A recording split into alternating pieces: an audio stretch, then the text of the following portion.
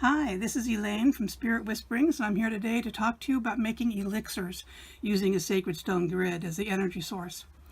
And this particular one today, we're making using a Health, Wealth, Break Old Habits layout card. And so I've just made the grid following the directions on the card.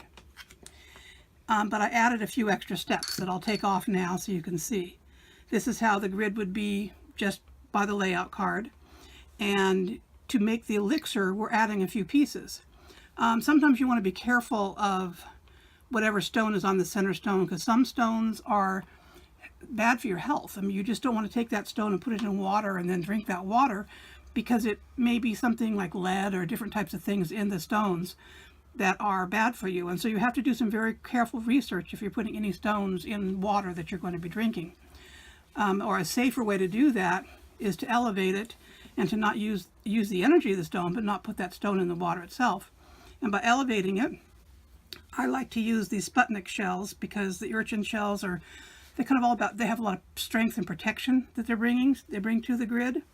And so you just kind of put that over your center stone, and then put a glass on top that you can put some water in.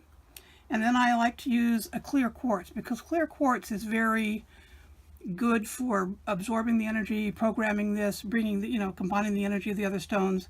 And so I love to put clear quartz, and it's a very safe one. And if you just use clear quartz all the time, you don't have to do any research as to what stones are good or bad for you. And then when you have that whole setup done, you take some water. You want to use the purest water you can find, whether you've got it, filtered, or if you're lucky enough to live by a spring where you just get natural great spring water, but something that's the clearest that you can get, so that you don't have other energies or chemicals from city water involved in what you're doing. And then this is the setup of how you make the elixir.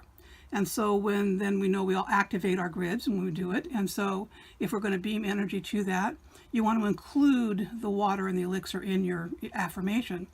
And so it would be something about I activate this sacred stone grid to encourage my health and wealth to grow, and to break any habits that I have against it, and to activate the water that is here in this jar to make an elixir for myself. Something like that. You can make it shorter, bigger, whatever makes sense to you to use for your activation, whatever your intentions are, whatever you're wanting to have happen. And then once it's activated, just leave it for 12 to 24 hours. For me, what I do is I just usually take this glass, I just go ahead and drink the water that's in it, being careful not to swallow the stone, obviously. Wash everything out, get it good and sanitized, put it back, I fill it with water again, and just activate it again. And I'll do that for as many days as I want, and I'll drink it once or twice a day while I have the stone activated, until I feel like I'm done with the energy, whatever is needed to be done with that. Some people like to make the energy last a little longer.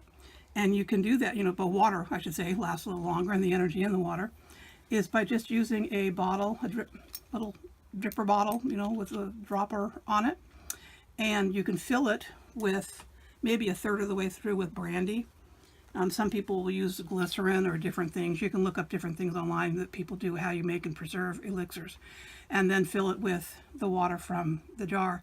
And then you have a bottle that, if you keep it in a nice safe place, will last for quite a while, be preserved for a while. And it's good for taking it on trips or things when you can't take your whole grid with you. And you can use it kind of like a flower essence, homeopathic, along those lines of how you do with your elixirs. So this is how we make elixirs using sacred stone grids. Thank you very much for listening.